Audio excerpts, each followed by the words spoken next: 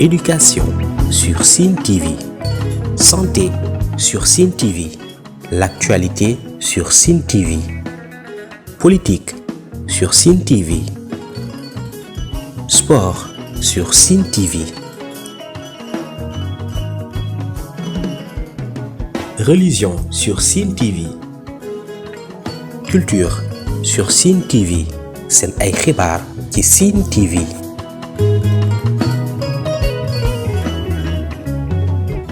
Population du marché central de Fatick,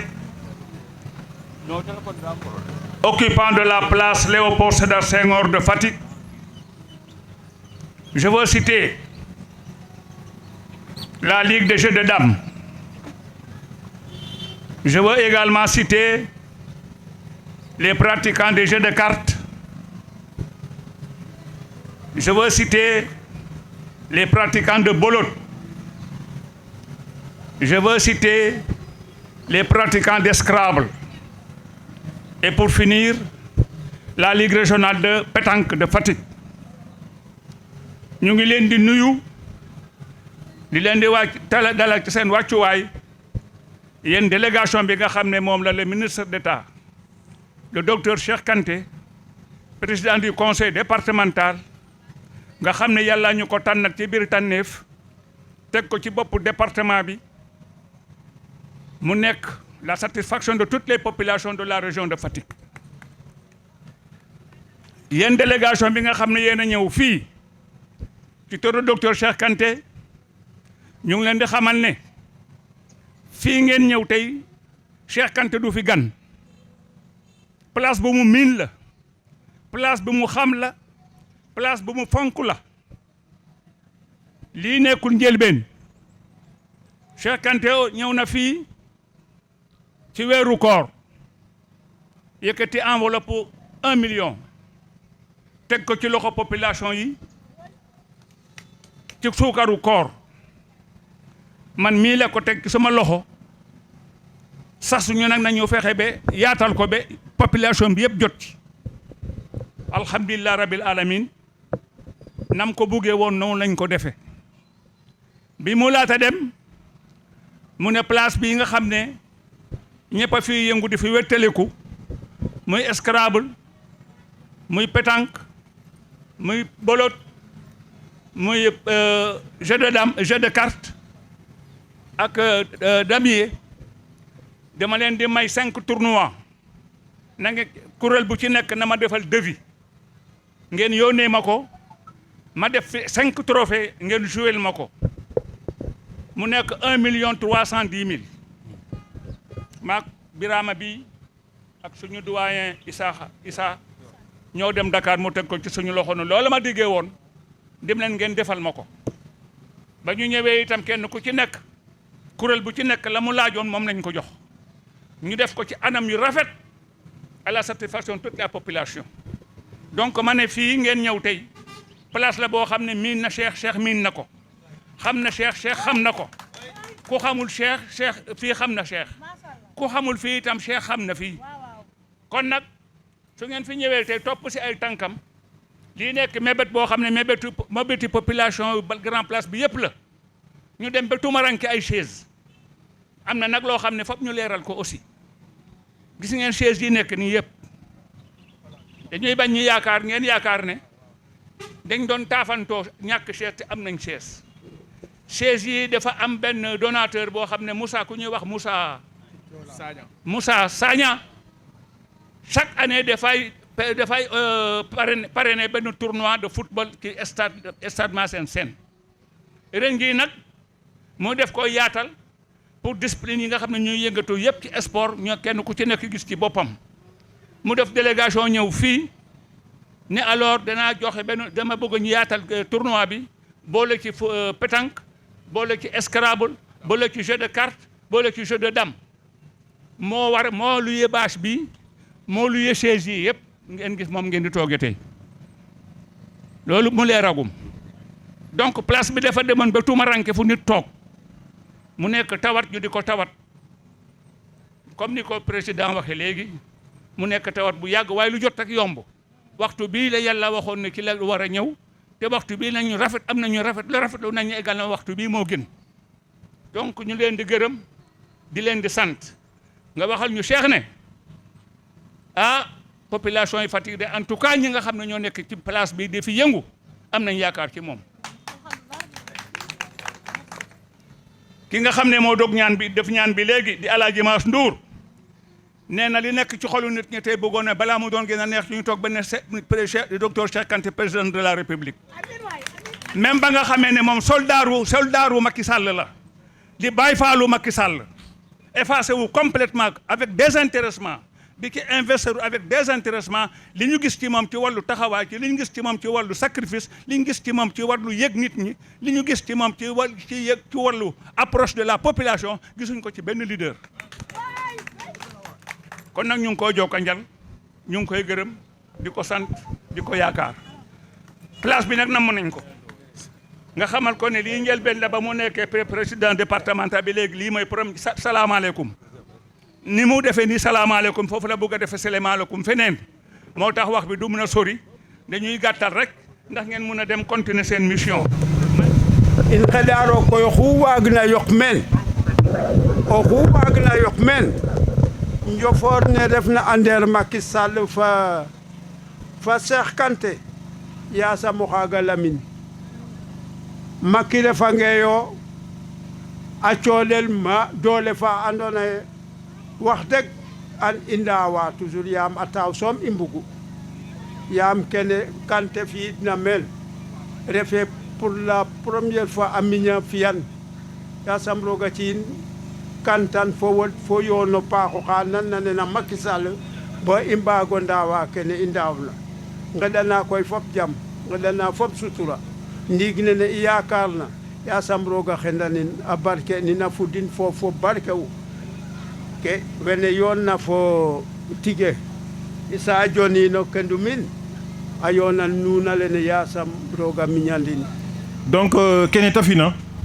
c'est un geste extrêmement noble puisque yina mbagan peut-être que xalaat den fo dema nda Cheikh remarque fay jeg mo fo ten defee Cheikh est trop solidaire. Cheikh ku ta jeg na xajin fo saate fe meta rimena kaga c'est une remarque. C'est une remarque que je pense que xu andoona yee kiin refo to jeg yirmange na adna wara ande ke Cheikh a fi'a refee o jeg mais kata o ndiko xe ta jeg na a xeña an fu refna ça c'est sa nature nak refee xaye donc ke da fina xaye xeɗan roog a mbuñ ne waagnoora ten rek mais i ndeta xeɗan rooga Cheikh a xup ke ta refna a waag wa ya xeña ke ndefna leng leyano ndiiki il faut que i ande kene tig gartun xa gartun Macky est président de la République du Sénégal il est né à Fatick roga tax den fa Cheikh da ndef leng yaam mu Macky refna xaye a buga yoon fa Cheikh a cooɗan conseil ka andoona yee alhamdoulilah rabil alamin donc nane Cheikh a garanga Fatick a fi'a nanene je pense que Cheikh xaye a la'anga xooy'anga ino xa paaxe sax ka njeg o qol ngere nqooxan ka mo ten i mbara ndet nqooxankino ten ça c'est clair. Mi de j'ai remarqué en lui une personne très modeste extrêmement modeste Cheikh goro Cheikh o kiino Cheikh ande tapale ça min andan mo ten donc in xeɗa nuun rek ino wene andoona yee in ndef meen andoona yee ka i politique bo i mbaagati yaam mi fayna xaye vraiment a jeg ke waag'uma waagati mayu ten mais yifol xëy meen i mbi'a kene rek ndokan grand place ke laya fa den c'est très important je l'avais proposé à Abdourahmane Beng pour te leyno ten et je pense que le geste a démarré n'est-ce pas Abdourahmane je ne peux pas ne pas te remercier Abdourahmane Beng puisque i mbo moof 2 jours 3 jours to xoyraama la Mame Korna Fiyo i moof 2 jours 3 jours to xoyraama la Mame Korna Fiyo Mame Korna Fiyo fana ko mosaan me to den ka leyan me vers les années 63 64 comme ça fa pof ka jirit mbin den a ɓisel hôpital maire ole waxuna waagirano waxu mi waxortin mbin jam dula bo hôpital yaaga dispensaire a refa mene a ref étage kaga miña de kaga miña trop fa pof Abdoulaye Mbeng andame a ga'angam il va plus se rappeler de ça donc vraiment i miña ten tax aussi yata leyan mo ten a andan depuis le i we 3 jours to xoyirama leyame Mame Korna Fiyo Abdourahmane xeƴan roog a fingo maak yen of na Cheikh Kanté fo xalatuf ne ten yasaan roog a motanine vraiment et aussi i njala sur la révision de liste électorale il a été d'une volonté extrêmement haute puisque quand un jour ka i njeg 2 filles ka inoorna a fayil e kam bugo mbindox am bugo mbindox Fatick ina deme nu mbombote Fatick te fat a yil i mbugo mbote te tale o ɓuta ɓisa den Diouroup da mbindox a saktoxit donc xaga c'est une volonté extrême xaga oxa waguna maye puisque ngor in ke i njaltoog na me sax xula andoona yee ta lay awma essence et quand je lui ai dit automatiquement tale auto ma ɓisa den Diouroup da mbindox sur les listes électorales a ngat a mbaro mboteeg fa yil donc Rahman vraiment mention spéciale pour toi. wax dëgg nu we ngidma nuun a paax comme ne laytana nuun rek e Cheikh Kanté ndiglo ka ref o ɓiyo Njanjaay nda tamit a an ke a Njanjaay mbugna ta fi'an o ga'anga ke Cheikh Kanté fina a Njanjaay mene i ngirna surtout kam saate a fi'a meen emploi na xa teɓandong axe Cheikh Kanté a fi'a meen foofi a padin foof le ma andoona yee foofi fad e maaga to waaga ndeɗ no coono to nu anda coono ke ta représenter na no ñoow no kiin yaam foofi ten ref o ñoow Cheikh Kanté ka i moofa bo a saxta genoox no xa buntoxen pin in ke a fudna meen maalo fo tigoo tig e Cheikh Kanté daal mbirum wax dëgg e waage leel ba paangel ino we andoona yee koy i andano ten mayu yaam o nananga mi fa xooxasin daan jawrin Cheikh Kanté a Touba fana i ndeta o xidolu refna ten ka garugu maaga yaaga poof kene maye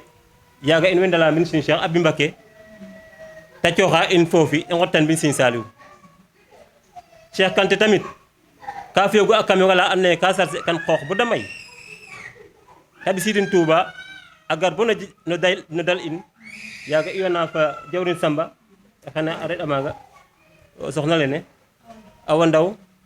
e ta laya in ne tan yo nqoox ne nu mbugna i yaaga kaaga nu ɗeetangan kaaga a miña lool i yaa koy Cheikh Kanté ka i mbooge ino njegun isa a layan ndiiki ale kam saate e Cheikh Kanté ka fokatora in yaa in koy ka i mbooge ino njegu a Cheikh Kanté ten taxu bo e in way ñaananan tamit roogo yaalo xe andoona yee ten na yoka a yokin bo ta daaw me ta bugna yaam Cheikh Kanté ke i mbuga nuuna ten refu yee ta daaw na naaxa maak ale to kaaga xo andoona yee miña fira fo Cheikh Kanté xano yene in kaaga in way yene an tamit o wod fo o xuud ta miñ meen lool ta yoon ten fo o wod wax dëgg fa yàlla e kene daal comme nu laya ye faley fe kanu bug no ndaɓan yaa ke kiina waag na lay no Cheikh Kanté a mi fene de andoona yee a miña fira fa in fagun faak ye i ndeta magal ta fi délégation na andoona yee soxna lene ena awa njimbi gare e ten adoxan un a yoon ten fa Isa a yoon ten tamit fa Birama Dabo fene a cooxta meen teranga fa andoona yee danaka ten i ɓisu magal yaa koy a in layanga mbirum sax xan weec ten tig in way moƴno gidma daal a paax to nuun wene andoona yee tamit nun ngaru meen xaye délégation nene wax dëgg nuuno in way nqeɗana nuun nu yokoox a paax bo yegee nu yokooxa e ko andoona yee tamit nu yoto oxal in way nqeɗana nuun ndaawin e in fop i mbokatoox moƴo ndamta Cheikh Kanté yaam i nga ak ta fi'a no koñ ale kene daal ten jeg'um ka andoona yee no gatal te waag ka lay wasalaam Abdourahmane a refo ndeɓandongom baaxonga andoona yee vraiment vision éclairée jegu xaye ku layoona lay no tiganam no walum politique ke ta fika ten ref ta doole nong ten en tant que ndeɓandong in yoon fo maak in faax weeke njala mosu layan ale koy na be ci sa weeyu tànk Cheikh wela sittu sa xaƴa ko ñaleke ta rimena wela sittu sa xaƴa ko ñaleke ta yarooxna ku ta fiya o xeletna nuun xa ɓayoxe adna nuun a joka nuun a njal a foga fa nuun cayel ke a inviter a nuun no lang politique a xooya nuun nges fo kiran ñaal fo xayeng ku moteer na koy an yo xeƴa mene cera laxam rek a cooɗam parole nda waaj im xaye prise de parole wasno xa fop xaq te wasana nuun fop mbokku Njaanjaay ginnaaw ban sant Yàlla julli ci yonent bi sallallahu alayhi wa sallam nuyu ku ne ci turam ak santam baal leen ak te di leen baal di ñaan yàlla boole jéegal ñun ñëpp di ñaan action bii nga xamante ne moom la ministre Cheikh Kanté defaat yàlla na ci yàlla def barke yàlla na ngeen dox ci jàmm àggale ko ci jàmm mu jeex ci jàmm ngeen ñibbeeg jàmm fekki jàmm yàlla bu gisale waatu ci jàmm ci daraja yonent bi sallallahu alayhi wa sallam sant nag monsieur le ministre bu baax ñun association waa Touba Sandiara man may seen grand place yi man may seen président d'honneur ma sant ko bu baax bokk ci staffu Cheikh Kanté doon communicateur traditionnel am et ma sant leen bu baax sant ko bu baax tamit ndax Cheikh ci lii la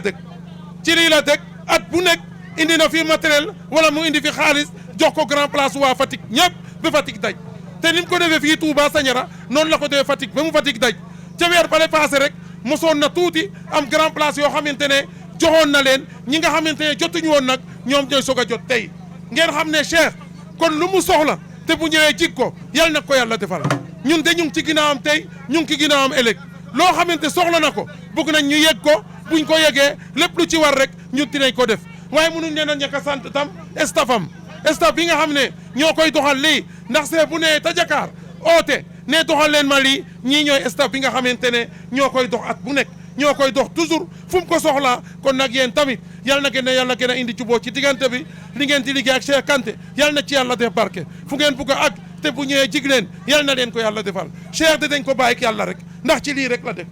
yal na ko yàlla fay juboo bi nga xam ne moom la am diggante mag président de la république yal na ci yàlla gën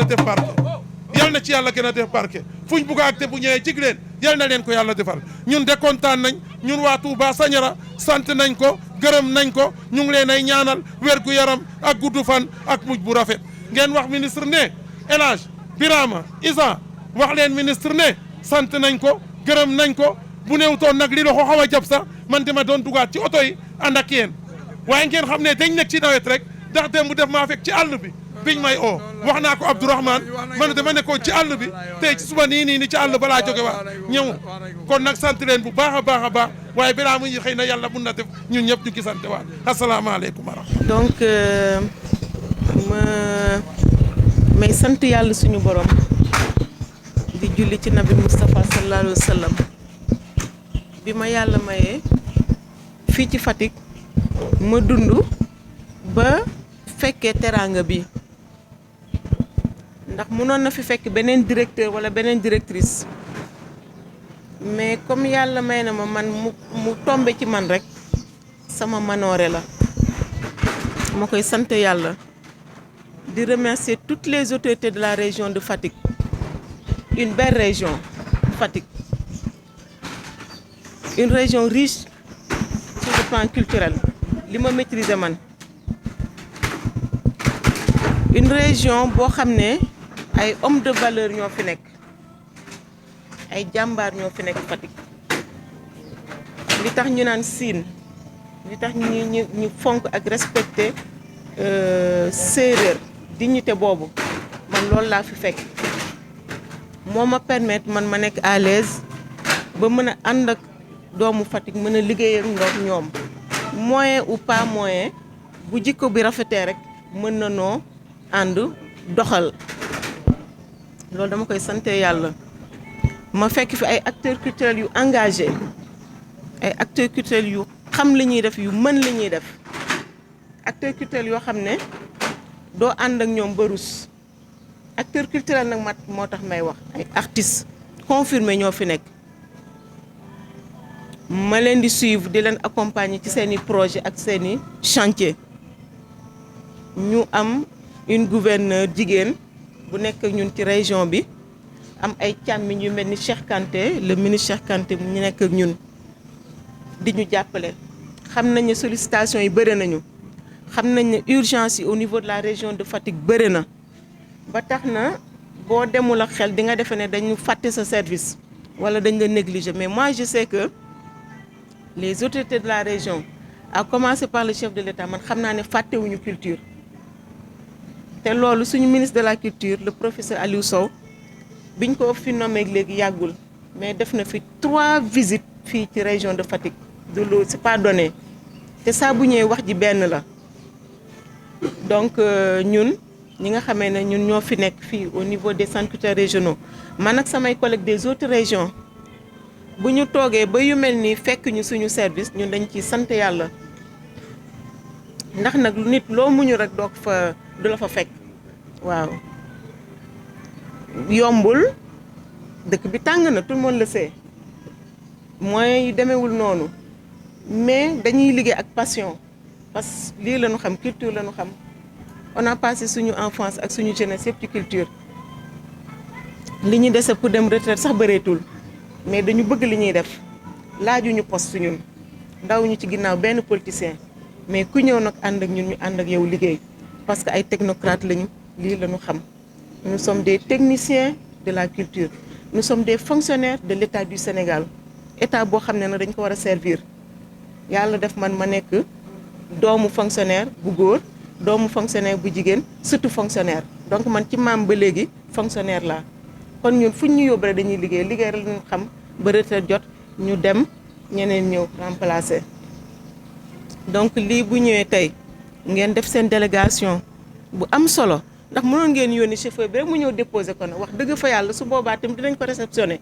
mais da ngeen na ñëw marqué seen adhésion ci suñu politique culturelle lii ngeen def nii da ngeen ma encouragé su ma naroon dem Dakar sax dinaa toogaat gis nga lii nii xëy bu ma ko de su ma naroon ñibbi Dakar jaral na ma toogaat relever yeneen défi avec le docteur Cheikh Kanté ñi di ko sant di ko gërëm di ko ñaanal yal na ko yàlla gën a jubal ak chef de l'État yal na ñoo xam ñoom li ñu bëgg ci Sénégal yal na leen ko yàlla defal leen ko ba defal leen lu kawe seen njort ah acteur culturel yaa ngi nii de ku leen dimbale ñu dem mën nañu li ñuy def te fa tabarkalla acteur culturel Fatick sonaluñu kenn man de sonaluñu ma waaw man sonaluñu ma ndax kenn du fi indi ordonnance ne ma directrice jëndal et pourtant loolu day xew feneen kenn du ñëw ne ma jox ma dépense mënoon nañ ko def nga bañ ñu yàq sa der ci rajo yeeg kii réseaux sociaux yi duñ ko def loo leen jox nag ñu jël mais boo leen jox sonaluñu kenn man de sonaluñu ma ñooñu kon liggéey ak ñoom ku leen jàppale ñu dem ñu ngi leen di gën a tàll suñu loxo li ngeen ñu jox bu soobee yàlla dinañ leen ko gérer ni ngeen ko bëggee parce que c'est pas pour nous du lu nuy gàddu di yóbbu suñuy kër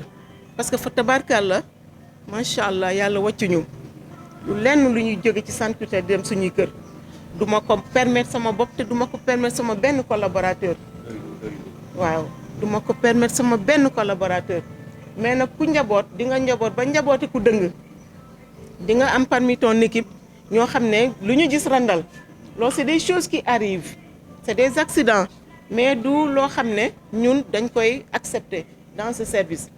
ba tax na parfois mën nañ jàpp ne nous sommes trop rigoureuses trop compliquées mais jàppale na que gestion jigéen moo demee noonu looy dugg lu ne jigéen da ngay dem ak jom da nga koy def un combat personnel da ngay bëgg relever tous les défis fa tabarkàlla dinañ leen ko gérer ni ngeen ko bëggee boo leen ñu doolee nag ñu jël boo leen ñu doolee ñu jël parce que demande bi fii pour la. Issa Dione laa tudd nekk chargé de mission au conseil départemental doon collaborateur politique également du docteur Cheikh Kanté tey nag dañu amoon une journée de remise de chaises en guise d'appui aux daara aux grandes places et aux services culturels de Fatick lu waral loolu mooy le docteur Cheikh Kanté président du conseil départemental ministre d'État ministre en charge du suivi du plan Sénégal émergent def ne war nañu jàppale les services yi ne biir Fatick jàppale grand place yi jàppale daayira yi mu focaliser wu nag ci daayira yi parce que nee na daara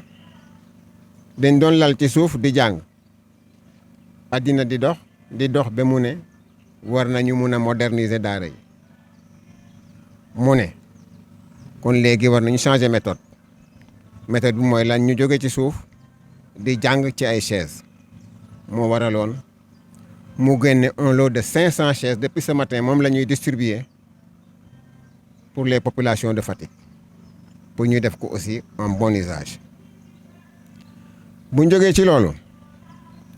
mu ne grand place yi les personnes du 3e âge ñoom ñoo fay tase te boo seetloo traditionnellement foofu lañ doon waxtaane àddina di tënk pour defal li nga xam ne moom moo doon yàqu moo tax grand place yi symbole la ci moom mu ne ñooñu aussi war naa leen mun a jàppale parce que c'est des sages yi nga xam ne bu ñu xëyee dañuy ñëw toog di waxtaan mu yóbbu leen ay chaises pour ñu mun a toog paisiblement waxtaan li jagadi ci biir Fatick ñu waxtaan ba tënk ko jàppale ko loolu moo tax mu ne naa ñëw ci daayira ñëw ci grand place yi jox leen ay chaises comme ni ma leen ko waxee nag sama déclaration liminaire 500 chaises lañ joxe tey te c'est ton premier jet deuxième jet bi dina ñëw incha allah centre culturel nag ñëw nañ fi fekk fi une directrice engagée une directrice qui fait don de soi parce que avec des moyens limités elle est en train de faire un travail colossal li may wax nag les acteurs culturels yu Fatick si ñoom ñoo ko njëkk a témoigner parce que comme ni ma leen ko waxee rek Cheikh Kanté xamu ko de vue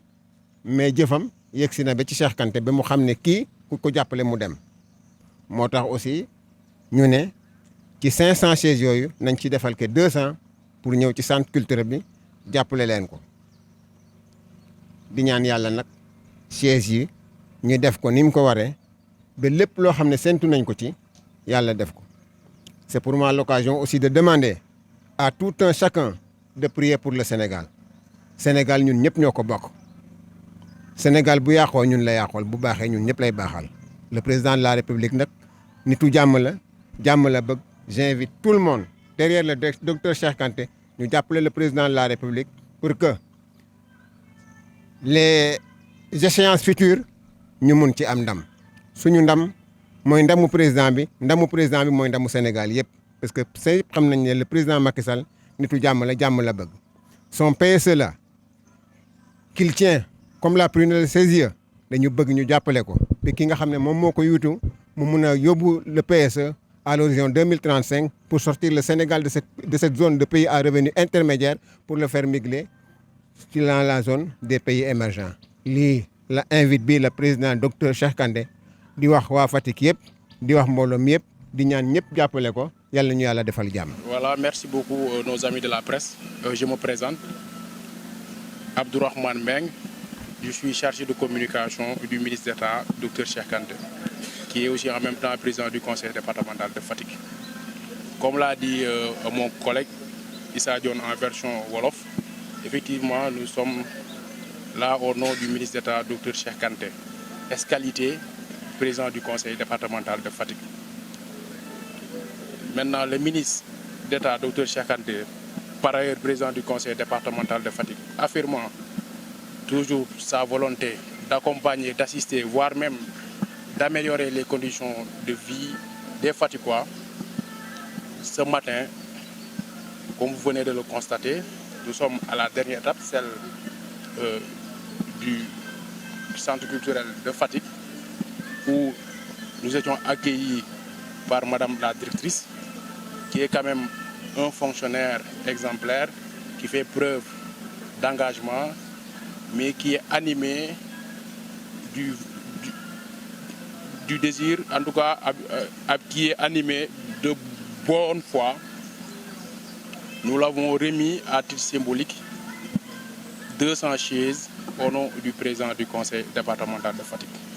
Parce qu'aujourd'hui, le président du conseil départemental de Fatick a un choix privilégié pour la culture. Parce que tout un chacun sait que la culture, au-delà même d'être un facteur d'épanouissement, c'est un facteur de croissance. Mieux même, c'est un facteur de développement. C'est dans ce sens, vu effectivement la compétence transférée, parce que la culture fait partie des 9 compétences transférées, comme il a en tout cas coutume de le faire avec le centre culturel, c'est aujourd'hui l'appui en chaise, pour au moins essayer de répondre de façon efficace aux préoccupations et aux attentes, en tout cas du monde de la culture au niveau de Fatick département, voire même de la région. Mais aujourd'hui aussi, je crois que nous avons débuté par la grande place Senghor, qui est une place mythique, où il y a non seulement ceux du 3e âge qui sont là-bas, mais aussi il y a aussi les jeux de dames, mais aussi il y a ceux de la pétanque, entre autres aussi des jeux d'esprit comme l'escrap et les jeux de cartes. Ils ont été ici gratifiés ou bien bonifiés en tout cas de 90 chaises. De même que aussi les taras, de même aussi que les groupements féminins. Parce que si vous n'êtes pas censé savoir qu'aujourd'hui, il faudrait plus faire cette approche managériale. C'est-à-dire aujourd'hui, il faut impliquer tout le monde. Et ce que nous retenons de la démarche de l'actuel président du conseil départemental de Fatick, c'est que c'est une démarche inclusive, mais aussi c'est une démarche participative, dans la mesure où elle prend en compte l'ensemble des acteurs des populations de Fatick. Raison pour laquelle aujourd'hui, comme l'a si bien dit tonton Issa Berson, ceci montre en tout cas le désir et la volonté de moderniser les daras, mais surtout aussi d'appuyer en tout cas les groupements féminins. Parce qu'aujourd'hui, nous tous savons que la population du Sénégal regroupe plus de femmes que d'hommes.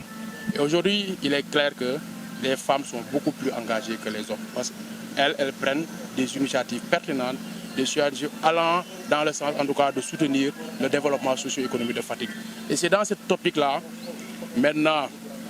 que le ministre d'État, Dr Cheikh Kanté, ex-qualité président du conseil départemental, a placé en tout cas son mandat, c'est-à-dire sous le sceau de la solidarité, sous le sceau de l'économie sociale, sous le sceau en tout cas de la femme.